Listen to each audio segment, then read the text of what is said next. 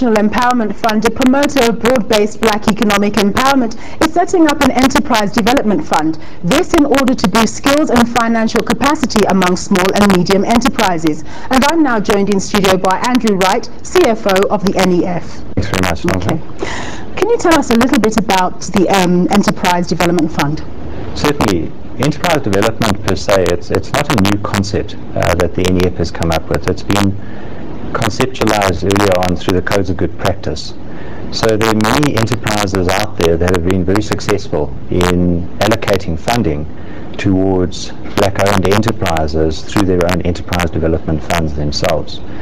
But from the NEF's perspective, what we identified was an opportunity to essentially create a conduit for those entities that don't actually have the capacity, for example, to establish a fully fledged fund management area within their own corporates. I mean, logically, your corporates are focused on core business, so whether it's in manufacturing or assembly or the likes there. However, they've got the interest, most certainly, of trying to improve their scorecards. And enterprise development is one of those areas, very definitely, that they would want to improve on their scorecards. Now, what the NEF did was, over and above providing an opportunity to partner with corporate sector and NSA to act as a conduit for that enterprise development, we also identified the partnership at a level which entails co-funding in enterprises, specifically with the private sector companies. Okay. So what kind of companies, private sector companies, would you be looking to help you fund this new scheme? Very definitely, one of the areas that's very opportune are your multinationals. Obviously, a lot of the multinationals grapple with trying to improve elements of the scorecard on the, for example, management, skills development, procurement levels. They're limited with regards to what they can do at an ownership level, and therefore skills development becomes key, and enterprise development. So the multinationals are key, but very definitely literally all of corporate SA is where we're actually looking to attract investment into. And what are you proposing in terms of the funds that they'd be contributing? What are you proposing? Would it be a percentage of their turnover? Yes, the Enterprise Development Scorecard itself, Code 600 specifically, looks at actually setting aside 3% of your net profit after tax. Now what that entails is corporates look at a 5-year plan. And what they try and do is they try and average over those 5 years, on average every year, allocating 3% of net profit after tax. Now the proposal is that that funding would then flow into the NEF Enterprise Development Fund as grant funding.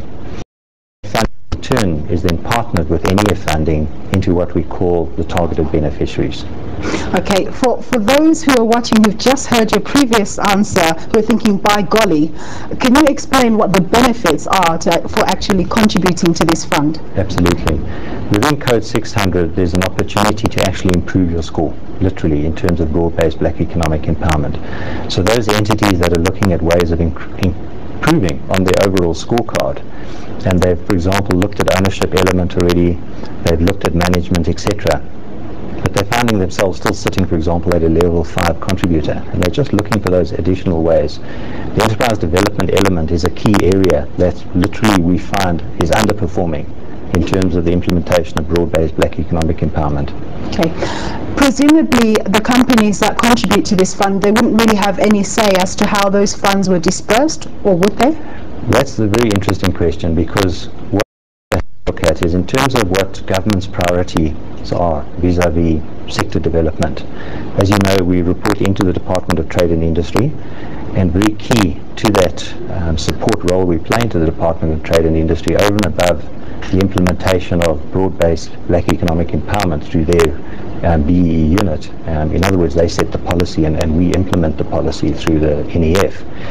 The areas of the DTI that focus on sector development using a tool called the Industrial Policy Action Plan is very key to the NEF as well. So where we target and identify transactions that play a key role in contributing towards economic development in particular sectors is another enhancement of what the Enterprise Development Fund can actually do. So what that means practically is we would work very closely with contributors in identifying opportunities in key sectors, but also in terms of the value chains of those enterprises where they've identified opportunities to develop new enterprise and obviously new capacity, and most importantly in terms of overall contribution towards the jobs program.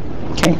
Given that it's widely held that it's small business that's ultimately going to make a difference in terms of job creation, why is it that institutions like yours and other organizations are only kind of pushing enterprise development now? It's a very good question. I mean, it's been an opportunity that's been out there for a number of years. And the NEF has in fact been doing enterprise development off its own balance sheet for over 5 years now. So we've invested over 2 billion rand already in over 265 transactions. And obviously we've got job creation statistics that go along with that. But fundamentally our mandate is around promoting and advancing broad-based black economic empowerment using financial and non-financial support. So we've been doing enterprise development arguably, but as the NEF. Now it's about trying to crowd in the private sector into those development financing already in place and literally apply that enterprise development into an existing conduit of a well-established fund that's got very good track record and very good systems in terms of identifying and appraising transactions. Okay. What sort of companies do you envisage assisting, and how would you be assisting them? In terms of the Code 600, there are particular criteria that the code sets out in terms of what would be eligible beneficiaries. What we do at the NEF is we've got particular product criteria that we look at, and specifically to the Enterprise Development Fund is a criteria around ownership. So when we look at potential beneficiary companies, they need to be owned by black people in excess of 50% of the share or ownership levels of that particular company. So those entities at the first level would be eligible for funding.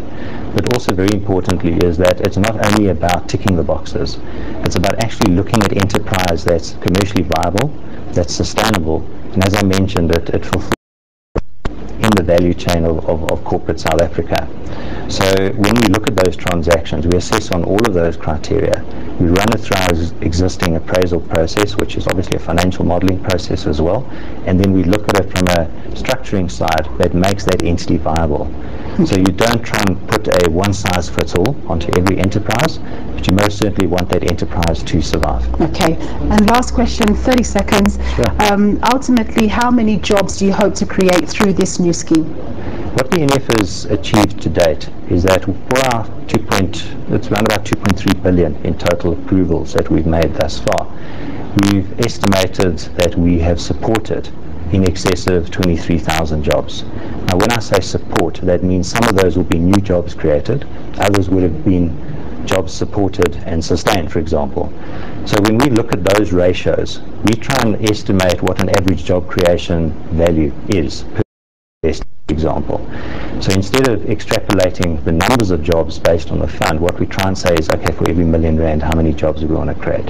And we're tending to target around about 150,000 Rand a job on average is what it's going to cost us to invest. Okay, well, all the very best with that. Thanks very much, Andrew. Thank you very much. That was Andrew Wright, CFO of the National Empowerment Fund.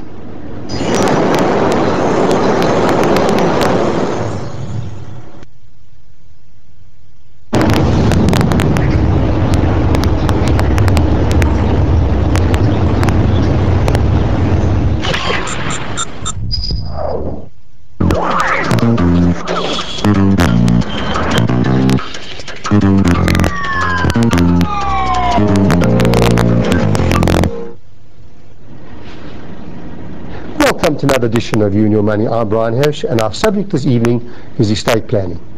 It's obvious that many do not believe